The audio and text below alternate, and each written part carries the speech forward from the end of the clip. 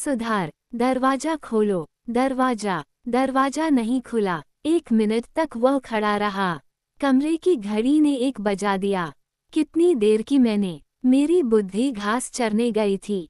कल से सावधान रहेगा। अपनी पत्नी को छोड़कर मेरा मन वेश्या के गान में मगन हो गया है। एक गीत भी मन को लुभा नहीं सका।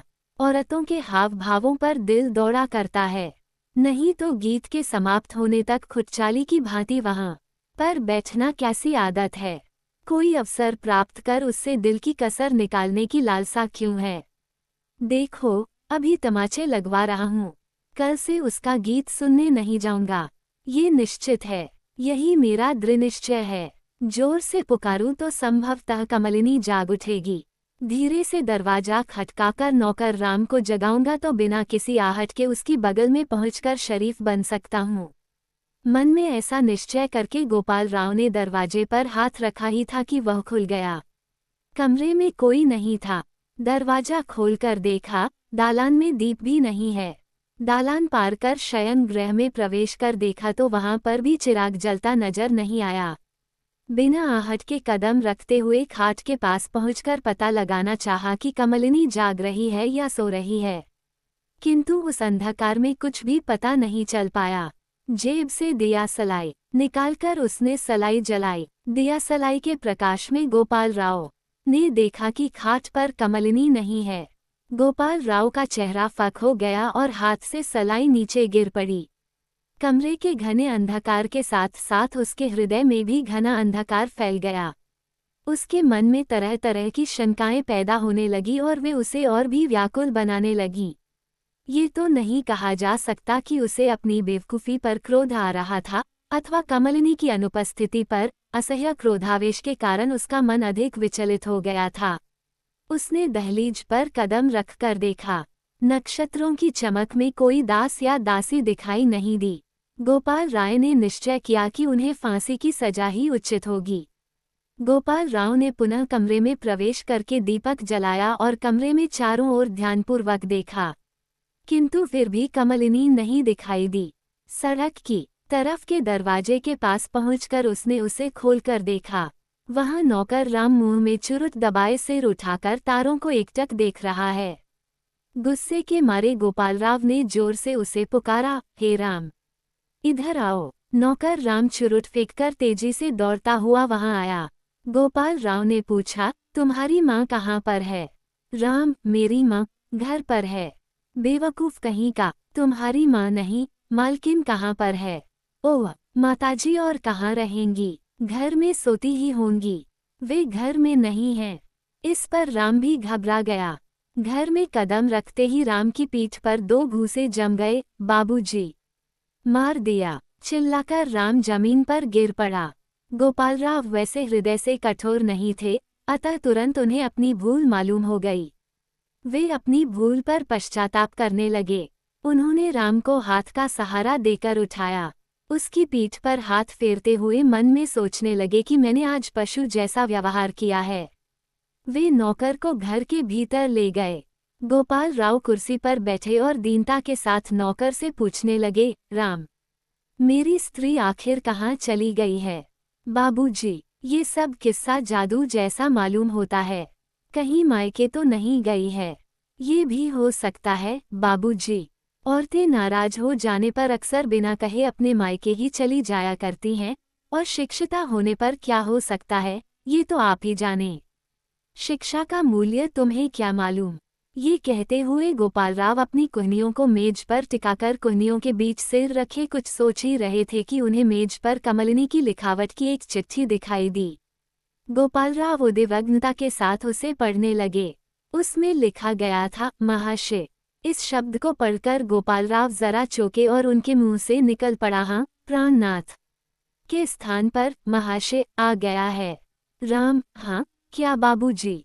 प्राण चला गया। मूर्ख, चुप रह। पत्र में आगे लिखा था, महाशय, 10 दिन हुए, रात में आप घर ही नहीं आते थे। आप कहा करते थे कि मीटिंगों में जा रहा हूँ या जनता के कल्याणार्थ आंदोलन में निद्राहार छोड़कर सेवा करने जा रहा हूँ।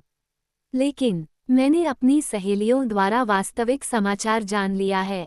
मेरे घर पर रहने से आपको बराबर झूठ बोलना पड़ रहा है। मैं यदि अपने मायके जाऊं तो आपको पूर्ण स्वतंत्रता मिल जाएगी और असत्य भाषण करने की आवश्यकता ही न रह जाएगी। आपसे प्रति दिन असत्य भाषण कराने की अपेक्षा आपके मार्ग में रोड़ा न बनना ही एक सती का पति के प्रति कर्तव्य है। मैं आज रात को मायके जा रही हूँ। खुश रहिएगा। अपने खर्च के अतिरिक्त कुछ भी बचे भेजने की कृपा कीजिएगा। पत्र पढ़ना समाप्त कर गोपालराव ने कहा, मैं पशु हूँ, आदमी नहीं है। क्यों बाबूजी, आप ऐसी बात क्यों करते हैं? मैं निरा पशु हूँ। गोपाल राव के इस वाक्य को सुनकर नौकर राम प्रयत्नपूर्वक अपनी हंसी को रोक सका। मेरी पत्नी गुणवती, विधानिधि, विनयशील है। उसने मेरी दुर्बुद्धि का मुझे उचित दंड दिया है। क्या किया है बाबूजी? वे मायके गई हैं, लेकिन तुम्हें मालूम हुए बिना कैसे गई? राम दो डग पीछे हटते हुए कहने लगा, बाबूजी, शायद मैं उस समय सोता हूँगा। आहट होने से मैं जाग पड़ता और आपको बताता, इसलिए माताजी चुपचाप चली गई हैं। बाबूजी, आखिर वह तो औरत ठहरूं। यदि औरत बिना पति से कहे मायके जाने का नाम ले, तो दो चार चपत लगाकर रास्ते पर उसे लाना चाहिए। नहीं तो पुरुषों की भांति चिट्ठी विठी लिखकर नहीं जाना चाहिए। अरे मूर्ख, ईश्वर की सृष्टि में उत्कृष्ट वस्तु शिक्षित स्त्रीरत्न ही है। शिवजी ने पार्वती को आधी देह बांटकर दे दी थी, अंग्रेज लोग पत्नी को बेटा हाफ कहते हैं। इन सब का यही अर्थ है कि पत्नी पति से भी उत्तम है। आ गया समझ में? मेरी समझ में ये बातें कैसे आएंगी बाबूजी? राम अपनी हंसी को रोक नहीं सका। तुम्हारी लड़की स्कूल जा रही है न? शिक्षा का मूल्य तुम्हें भी मालूम हो जाएगा। रहने भी दो, लेकिन तुम्हें या मुझे अभी चंद्रवरम जाना होगा। मैं 4 दिन तक यहाँ से हिल डुल नहीं सकता। तुम तो बाप दादों के समय के नौकर हो। तुरंत कमलिनी को लेते आओ। उनसे क्या कहना है मालूम है? हाँ, कहूँगा कि बाबूजी ने मेरी पीठ की मरम्मत की है। माताजी, अब आ जाइए। पीटने की बात भूल जाओ।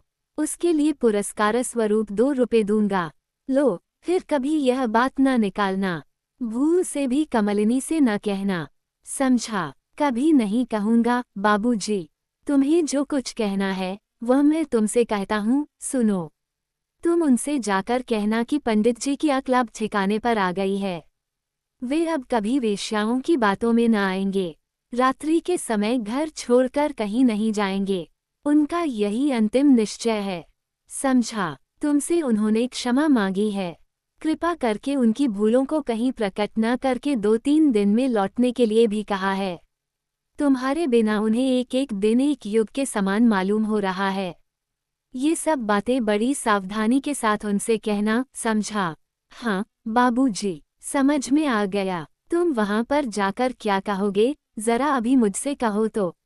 राम सिर खुजलाते हुए, हाँ, क्या कहूँगा बाबूजी, वो सब मुझे मालूम नहीं। बाकी इतना अवश्य मैं कहूँगा मालिकिन, मेरी बात सुनिए। बड़ा अनुभवी हूँ। औरतों को मालिक की आज्ञाओं का पालन करना ही चाहिए, नहीं तो हमारे पंडित जी भी एक रखेली को घर पर ही बुलाने वाले हैं। ये बात मैं आपके कान में डाल देता हूँ। नगर में स्वर्ण प्रतिमा सी एक वेश्या आई है। पंडित जी का मन उससे मिलने को छटपटा रहा है। फिर आगे आपकी मर्जी। अरे मूर्ख, कहते हुए गोपालराज क्रोधित होकर खड़े हो गए। नौकर राम चुपचाप चोर की भांति कमरे से बाहर भाग गया और इतने ही में खाट के नीचे से अमृत वर्षा करने जैसी हैसी तथाकर कनकनों की मधुर ध्वनि गूंज उठी।